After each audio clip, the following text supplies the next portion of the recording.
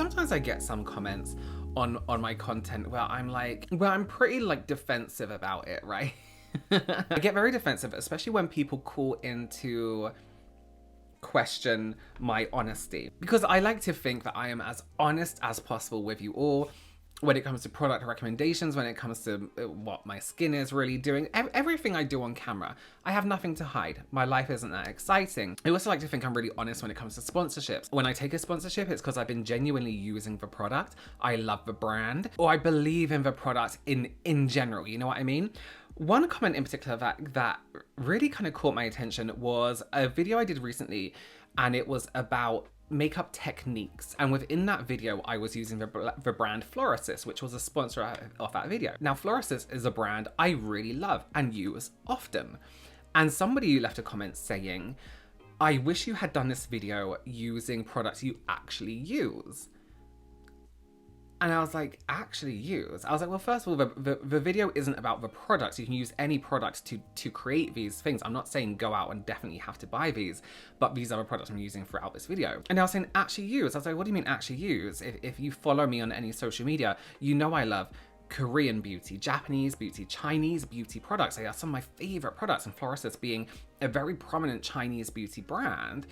I was like, this totally makes sense for me. And then I thought about the comment a little bit later on in the day, and I was like, hold on one second. This person is kind of correct to leave this comment, because unlike other content creators, I only really film when I'm sat here in this chair to this camera and I'm following my plan of what I have planned to film this week. A lot of the time, for my entertainment, that involves using new products I have got that week, or it involves a new product I have purchased that week. When I use products I use all the time, it struck me that it's never on camera. You will see products make a resurface quite often, and I have my favorites and I have my go-tos. And I have a product I reach for all the time. Being a content creator, I have perhaps 5 different foundations I reach for all the time. I have maybe 5 different concealers. And that, my favorite concealer will change probably every other month because I get a new one. But this person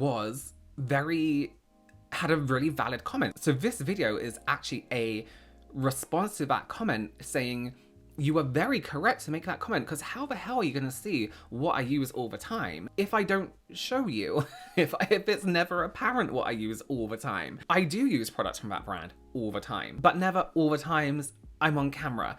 And I know that sounds really stupid, because for a lot of people, when I wear makeup is predominantly on camera, you know what I mean? But I do wear makeup to events. I wear foundation maybe when I leave a house, a very light amount, like a very small amount. Concealer when I leave a house, brows when I leave a house. I will always do my brows, even if I just groom them when I leave a house. But my all the time isn't on camera. I do have life off camera. But to be 100% transparent with you and to make things seem genuine, I guess I need to start showing you every single brand I use, which is almost impossible considering how much makeup I actually have.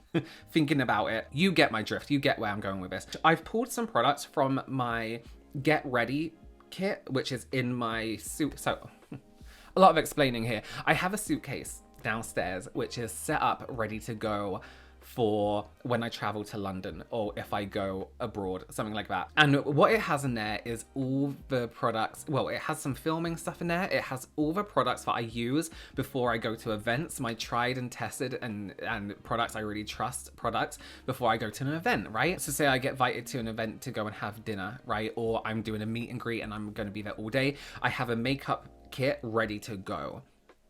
So what I've done is I've pulled some products from that. I've also pulled some products from just to the right of me here. So say I'm going to someone's house for dinner. I will come in here, I'll sit down and I'll grab a few of these products.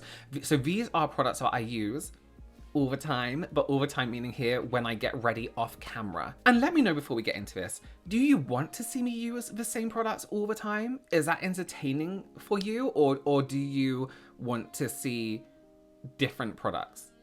And you know what I mean? Because I know for me, part of the joy of me making these videos and doing makeup is experiencing new products. And I often go into my videos with a sense that everybody knows that just because I'm using a certain product, you don't have to use that exact product. Even if it's a sponsor, even if I say this video is sponsored by whoever, I'm using their products throughout this video, I hope it doesn't come across as you can only use these products to achieve this look, because we all know that's not true, right? Unless it's a particular color. Okay, so let's get into it. So these are products that I always use, pretty much. And again, there are loads of other products I always use on camera and off camera. I just haven't included them in this video. It was very difficult to cut down. Okay, so subscribe if you haven't already. Let's get into this. There are two brands I use for brows all the time. One of them is Soap Brows from West Barnco, but the one I always find myself going back to is Bare Brows. Now, this is a newer one from Unicorn Cosmetics, and you can see, look how much I've used of this. Oh, you can't even see that. It's far down. I filmed myself because they sent me this in PR, because I used their Bare Brows before and have mentioned it a few times. And I filmed myself opening it and using it, but the audio on my camera was the worst, so I couldn't actually use the content. But you can see I've made a huge dent in this. And this is a brush I always find myself going for. I can't even read what it is. You can see I've used it so much. From Sigma. I think it's an E00. I'll link it below. Just because it's so tight. Oh my god, it's so rank. The brush is so dense and firm, and with my eyebrows, because they are so dense and firm, I kind of need something that's going to comb through every single brow, get every single brow. Now with this Bare Brows product, I really like this because one, you don't have to add water. It's just this pomade that literally holds your brows in place. It isn't dusty. It doesn't make your eyebrows look like weirdly white and pale. And look how easy that was. Look how easy. And my brows are done. That's how I like to do my brows. Unicorn Cosmetics, their brow products are incredible. And let me show you that other one they do. Say I'm not having like an intense brow day, right? This is the Teddy Texture product. It's more like that kind of white cream. But if I'm just popping out and I just need to quickly whack on my brows, that's good. I go backwards and forwards depending on how I'm feeling that day. This is so simple. You literally put a brush in on one side. I just do one side. Back comb it through the brows. So follow the way your brows grow and then go opposite that.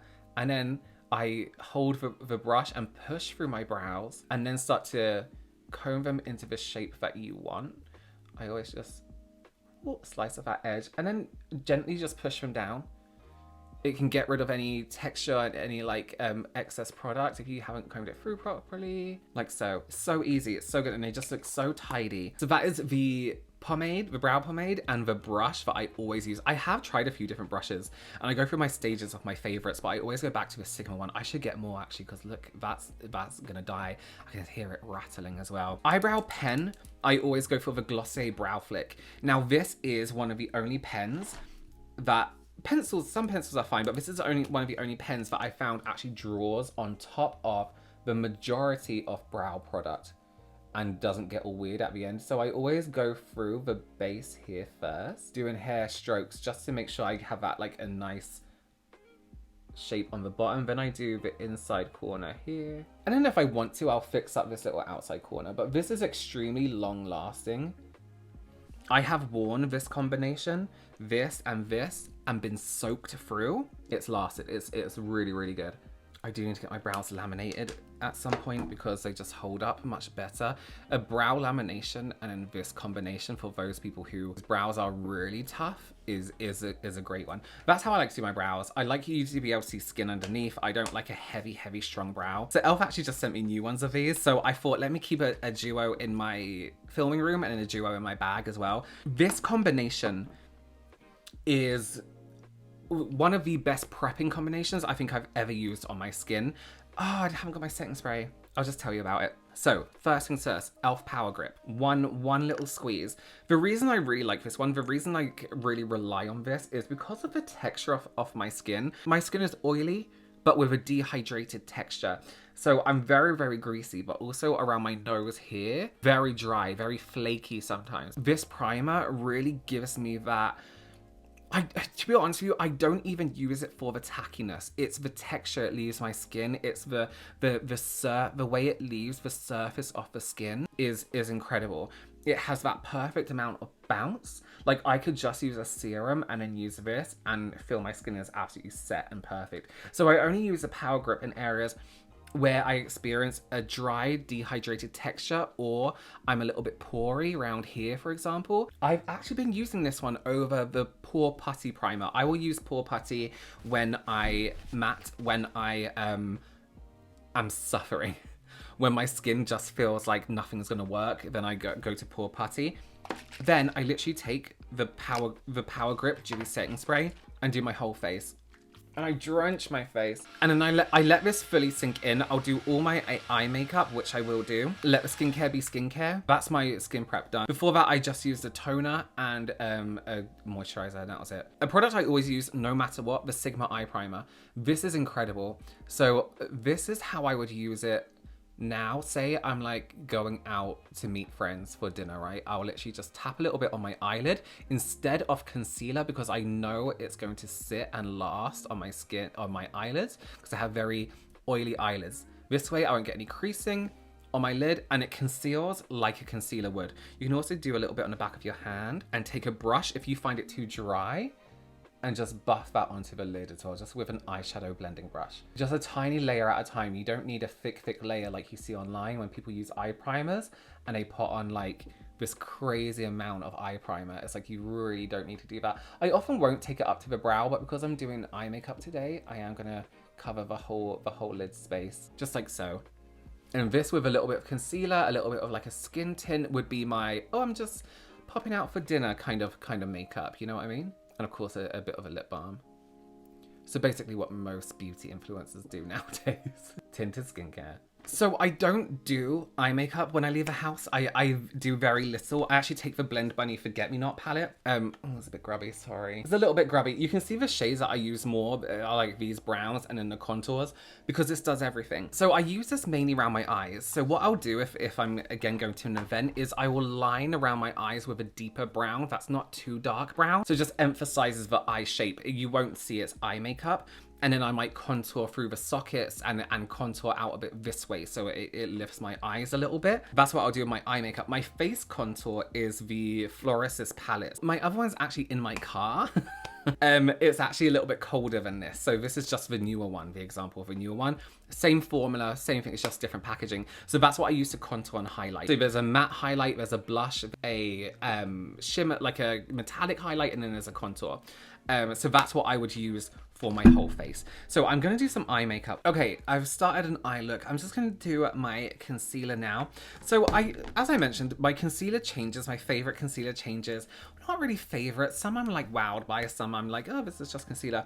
Changes often, but one I do always find myself going for, and it's a little bit messy, is Kaja, one of their concealers. And this is the shade Fortune Cookie, number 5.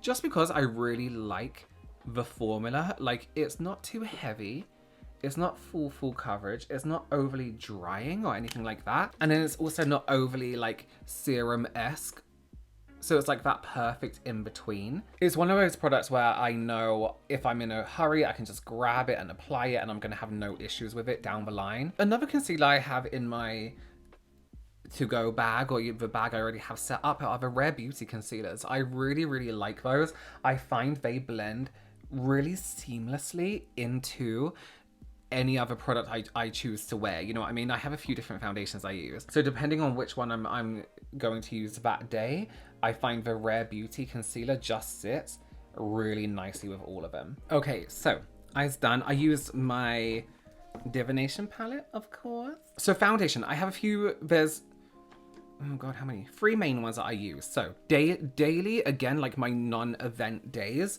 Typology serum. Now this isn't a foundation, this is actually just tinted serum. Perfect for a tint of color, just for everyday, nothing too heavy if you don't want to be wearing a full face of foundation.